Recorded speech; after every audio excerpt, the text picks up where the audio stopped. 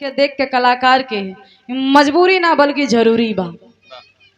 यही मौसम में यही सीजन में कोनो दुल्हन अपने दुल्हा से कहे, ए राजा जी, ए राजा जी, मौसम बड़ा बढ़िया है। मन करता कि घर में बैठ के चदरा तान के दुल्हा कहे कि सुन पगली, अरे तोर बुद्धि भ्रष्ट हो गई का रे।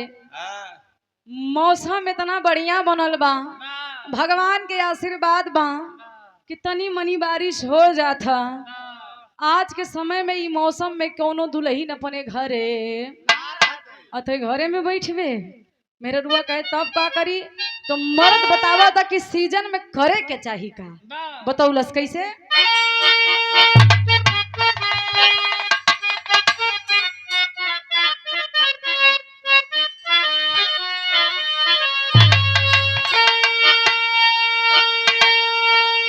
अरे धान रोप धनिया, अरे धान रोप धनिया, अरे धान रोप धनिया, अब चली धान रोपे, अरे अब चली धान रोपे धनिया, कहे झिम झिम बरसात पानिया, अब चली धान रोपे धनिया।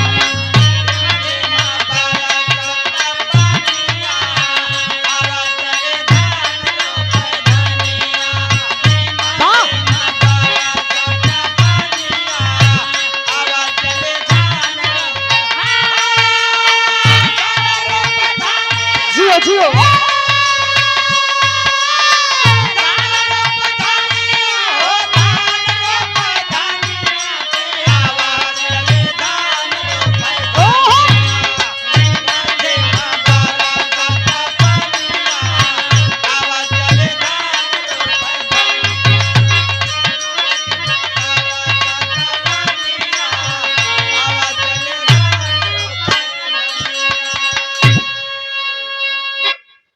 तरस रहल, लेकिन यही भाव में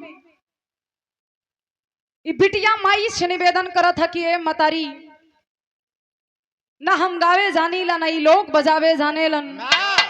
आज मंच मिलल बा, आपके दया दृष्टि से कुछ गावे बजावे के अवसर मिलल बा। ई बिटिया के स्वर में अपन आशीर्वाद बनोबा। कहे का,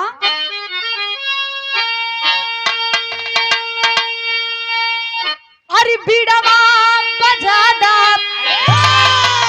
अरे बीड़वा बजादा, अरे बीड़वा बजादा हो माई मोरा बीड़वा बजादा।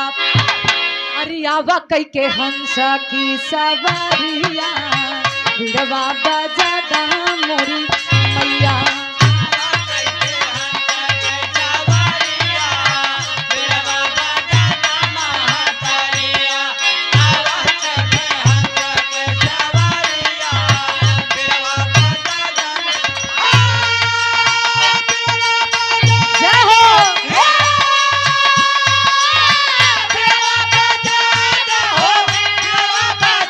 बहुत अच्छे।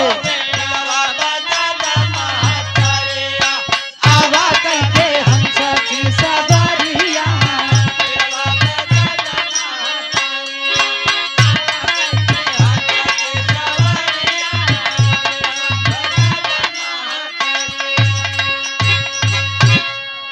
ये बिटिया निवेदन करत था।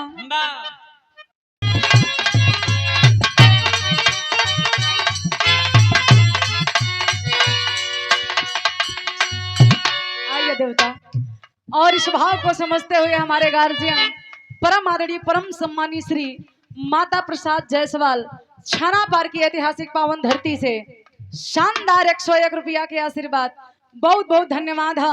उपस्थित जनता जनार्दन के पैर छू के पैलगी बा, आशीर्वाद की प्रतीक्षा है। भक्ति भजन हो गई गुरुजी। भक्ति भजन होखे के बाद का होला बा प्रसादी बटैले का लेके आइल हुआ, रामदाना लेके आलेला। अच्छा इतना जने के कैसे देबा, घोर के सबके मुहे में चुआ जाई। अपन प्रसादी अपने घरे लेके जा, यथा उचित इंसान के दे दिया, जेके जरूरत हो हम नाम ना ले। मम्मी के लेके जाके दे दे भाई।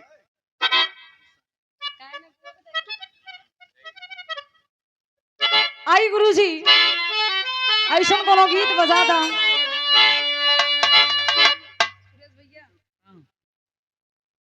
यहाँ पे पुरनिया दादा लोग भी बैठल हुवन और नौजवान भाई हुवन वाह। और दूर से ही बिरहा का आनंद ले रही माता बहन भी बाड़ी।